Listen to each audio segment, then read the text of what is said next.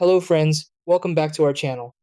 If you're trying to connect your Polk Signa S2 soundbar to your TV, you might expect it to work instantly, but sometimes there's no sound or the TV doesn't detect it properly. This can be confusing, especially with multiple connection options like HDMI, ARC, optical, or AUX. Choosing the wrong input or missing a small setting can stop everything from working.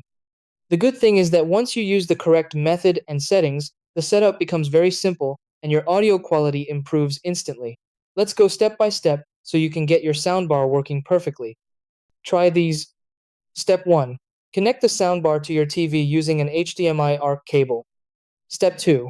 Plug in and turn on both your TV and soundbar.